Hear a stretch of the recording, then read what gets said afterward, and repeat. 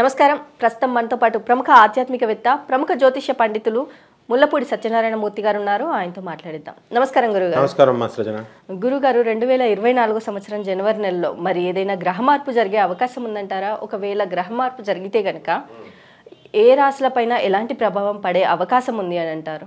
మనకి శుక్రగ్రహము, రవి, బుధ ఈ 3 గ్రహాల మార్పులు ఈ జనవరి నెలలో జరుగుతున్నాయి. శుక్రుడు వచ్చి 18 జనవరి 2024లో ధనుస్సు రాశి ప్రవేశం చేస్తాడు. అలాగే ఈ రవి వచ్చేసరికి సంక్రాంతికి 15 జనవరి 2024లో మకర సంక్రమణం అంటాం కదా, మకర రాశిలోకి వస్తాడు. అలాగే ఈ బుధుడు 2 జనవరి 2024 సంవత్సరంలో మనకి డైరెక్ట్ అయ్యి మనకి వృశ్చిక రాశిలోకి వస్తాడనమాట. అలాగే ఈ బుధుడు 7 జనవరి 2024లో ధనుస్సు రాశిలోకి వస్తాడు.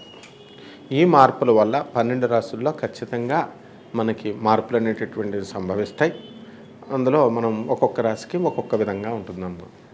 గురుగారు, 2024 సంవత్సరం జనవరి నెలలో మరి మీన రాశి వారికి ఎలా ఉండబోతుంది అనేసి అంటారు? ఈ గ్రహాల మార్పు ప్రభావం ఈ రాశి వారి పైన ఎంత మేరకు పడే అవకాశం ఉంది అంటారు? మనకి ఈ జనవరి నెల 2024 సంవత్సరంలో మీనరాశి వారికి కొన్ని గ్రహాలు మారుతున్నాయి. అంటే అన్ని రాశుల వారికి మారుతున్నాయి. మనం మీనరాశి వాళ్ళకి చెప్పుకుంటున్నాం కాబట్టి మీనరాశికి ఏ విధమైనటువంటి ఫలితాలు వస్తాయో చెప్పుకుందాం. ముందుగా ఆ గ్రహాలు ఏ గ్రహాలు మారుతున్నాయో చూద్దాం. శుక్రుడు 18 జనవరి 2024 సంవత్సరంలో ధనుస్సు రాశిలోకి మారుతున్నాడు. అలాగే రవి 15 జనవరి 2024 సంవత్సరంలో మకర రాశిలోకి ప్రవేశించాడు. అలాగే బుధుడు 2 జనవరి 2024 సంవత్సరంలో బుధుడు డైరెక్ట్ అయి వృశ్చిక రాశిలోకి ఉంటాడు.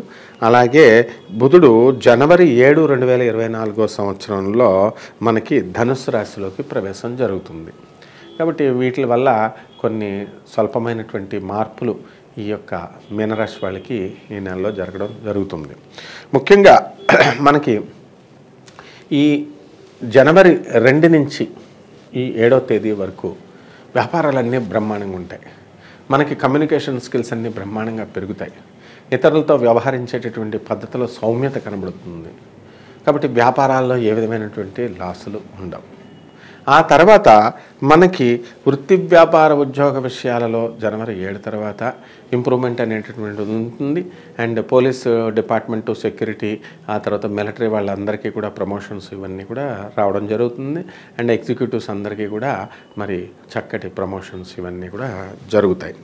ఆ తర్వాత మనకి వ్యాపారాలు బ్రహ్మాండంగా మంచిగా ఇంతకుముందు ఎలాగైతే ఉన్నాయో అంతకుమంటే కూడా పుంజుకుంటుందన్నమాట. అయితే ఈ యొక్క 12వ ఇంట ఉన్నటువంటి శని ప్రభావం వలన మనం ఏం చేయాలా, ఇనుము సంబంధించినటువంటి వ్యాపారాల జోలికి వెళ్ళకూడదు. కాబట్టి ఐరన్ ఇండస్ట్రీస్ అవనివ్వండి, ఫౌండరీస్ అవనివ్వండి, మెషినరీస్ అవనివ్వండి, ఈ టాటా స్టీల్స్ అండ్ ఇలాంటి ఫ్యాక్టరీలు నడుపుతున్నటువంటి వాళ్ళకు కూడా ఆటోమొబైల్స్ వ్యాపారాలు ఇవన్నీ కూడా డల్గా ఉండడానికి అవకాశాలు ఉంటాయి. ఇకపోతే ప్రభుత్వ సంబంధమైనటువంటి వ్యవహారాలలో వీళ్ళకి బిల్స్, కాంట్రాక్టర్స్కి గవర్నమెంట్ నుంచి వచ్చేటటువంటి బిల్స్ ఇవన్నీ ఉంటాయి. అవన్నీ కూడా రావడానికి అవకాశాలు ఉంటాయి. ప్రభుత్వం నుంచి అనేకమైనటువంటి సహాయాలు అవుతాయి. అయితే ఇవి స్వల్పంగా అందుతాయి అన్నమాట. మిగతాది పూర్తి దశలో మీరు ఆశించినంతగా రాదు. మరి అలాగే ఈ రాశి వారిలో రాజకీయ రంగాల వారికి ఎలా ఉండబోతుంది అంటారు? రాజకీయ రంగంలో ఉన్నటువంటి వాళ్ళకి బాగానే ఉంటుంది. వీళ్ళకి పదవులన్నీ కూడా అలంకరిస్తారు. ఎమ్మెల్యేలు, ఎంపీలుగా వాళ్ళు చక్కగా కీర్తించబడతారు, పరిగణించబడతారు. అలాగే మినిస్టర్స్గా క్యాబినెట్లో కూడా వీళ్ళని తీసుకోవడం జరుగుతుంది. కోర్టు సమస్యలతో బాధపడేవారు ఉంటారు, మరి బయటపడే అవకాశం ఉంది అంటారా ఈ రాశి వారు? కోర్టు సమస్యల్లో ఉన్నటువంటి వాళ్ళు చాలా ధైర్యంగా ఎదుర్కొంటారు. ఖచ్చితంగా వీళ్ళందరూ కూడా బయటపడేటటువంటి అవకాశాలు ఉన్నాయి. వీళ్ళకి అనుకూలంగా తీర్పులు రావడానికి అవకాశాలు ఉన్నాయి. వీరికి వివాహం కోసం ప్రయత్నిస్తున్న వారు కావచ్చు, ఇటు సంతాన ప్రయత్నం చేస్తున్న వారు కావచ్చు, ఈ యోగం ఉంది అంటారా? వివాహాల కోసం ప్రయత్నిస్తున్నటువంటి వాళ్ళకి అందరికీ కూడా వివాహాలు కుదుర్చుకొని పెట్టుకుంటారు. అలాగే సంతానం కోసం ప్రయత్నిస్తున్నటువంటి వాళ్ళంతా కూడా కన్సీవ్ అవ్వడానికి అవకాశాలు ఉన్నాయి. గృహయోగం కానీ వాహన యోగం కానీ ఉంది అంటారా ఈ రాశి వారిలో? వాహన యోగం అనేటటువంటిది తీసుకోవడం వల్ల వీళ్ళకి కొంచెం ప్రమాదం, కొత్త వాహనాలు తీసుకోవడం వల్ల యాక్సిడెంట్లు అవ్వడానికి అవకాశాలు ఉన్నాయి. అదేవిధంగా వీళ్ళ పిల్లలు వీళ్ళు తీసుకున్నా వీళ్ళు బాగానే డ్రైవ్ చేసినా అవతల వాళ్ళు డ్రైవ్ చేయకపోవడం సరిగ్గా, దానివల్ల అవతల వాళ్ళ యొక్క అపరాధాల వల్ల తప్పుల వల్ల వీళ్ళు నష్టపోవడానికి అవకాశాలు ఉంటాయి.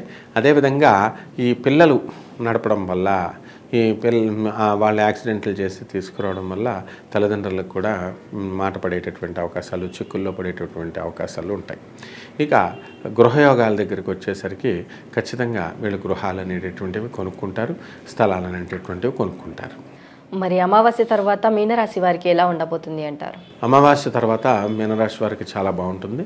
ఏ విధమైనటువంటి ఒక మానసిక వ్యధ ఉంటుంది ఏలినాటి శని ప్రభావం వలన. మిగతా విషయాలన్నింటిలో కూడా చాలా బాగుంటుందమ్మా. మరి ఈ సంక్రాంతి సమయం కాబట్టి మీనరాశి వారు ఈ సంక్రాంతి సమయంలో చేసుకోవాల్సిన పరిహారాల గురించి కూడా తెలియజేయండి. ఈ సంక్రాంతిలోకి ఖచ్చితంగా ఇది పెద్దల పండుగ కాబట్టి మకర సంక్రాంతికి ఖచ్చితంగా పెద్దలకి ఈ పిండ ప్రదానాలు చేయాలా, అర్ఘ్యాలు పెట్టాలా, నైవేద్యాలు వాళ్ళ పెద్దలకి ఏవేవైతే ఇష్టమైనటువంటి వస్తువులు ఉన్నాయో అవన్నీ కూడా వండి పెట్టి అక్కడ నైవేద్యాలు చూపించడం మంచిది. అలాగే కూరగాయలు కూడా మనం ఖచ్చితంగా ఈ యొక్క ఆనపకాయ, తర్వాత ఈ యొక్క గుమ్మడికాయ, ఖచ్చితంగా వంకాయ ఇలాంటి పడేటటువంటి అవి వండి అవి ఖచ్చితంగా అందులో వేసి వండాల్సినటువంటి అవసరం ఉంది.